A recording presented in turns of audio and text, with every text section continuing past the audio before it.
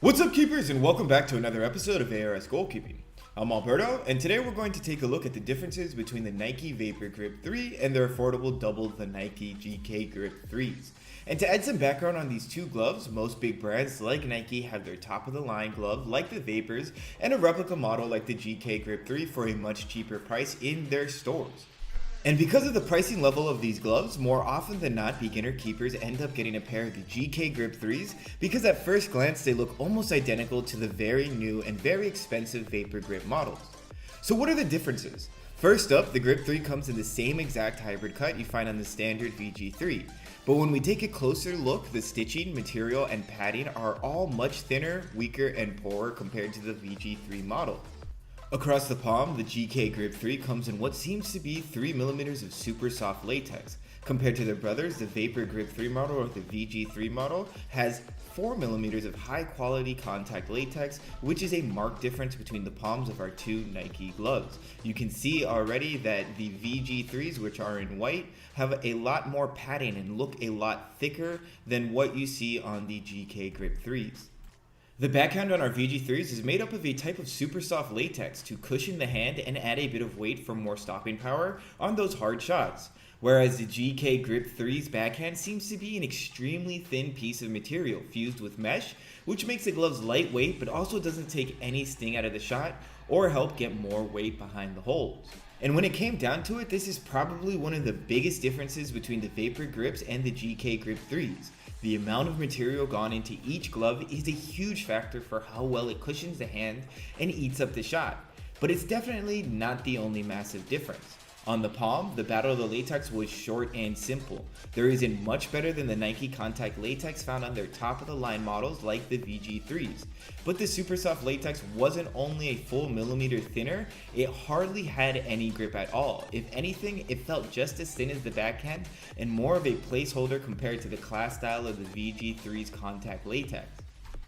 And when we did our one-handed grip test, it was pretty apparent that the super soft grip does not have much grip at all. And it wasn't able to palm the ball up with one hand, which granted in game, we aren't catching the ball one-handed or palming anything, but it does show the canyon of quality between the contact latex that could easily one-handed palm a ball in the air and the super soft that could hardly lift the ball an inch above the ground with its own grip. So let's take our gloves out to the field and see them work up close. Starting with the typical volleys to chest, I could already feel the differences between each hand. The VG3s felt much tighter and much more comfortable as the padding encompassed my hand, and I ended up leading my catching with whichever hand had the Vapor Grips on. Now the GK Grip 3 copies the hybrid Vapor Grip 3 cut, and because of that, it still does a decent job. If you have good technique, holds will be a lot harder to make, but not impossible. It is definitely better than going out there without gloves, but I wouldn't say by much. The level of thinness in the GK Grip 3s is almost comical, and I ended up feeling like stings in my palms that I haven't felt since I first started goalkeeping.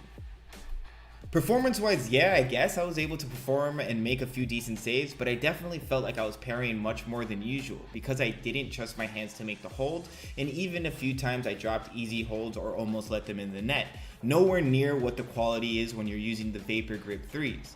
Now, I know a lot of you keepers are going to let me know in the comments that you went for these gloves for their price and it was the best price that you can find. I will tell you and give you some tips. You can find last year's Vapors on sale or even 2 years ago on sale for almost the same prices that you will find these GK Grip 3s. And that's without recommending a ton of indie GK brands that are same price of the affordable level of gloves like the Grip 3s for about $40 to $50 while performing just as good as some of the Vapor Grip 3s.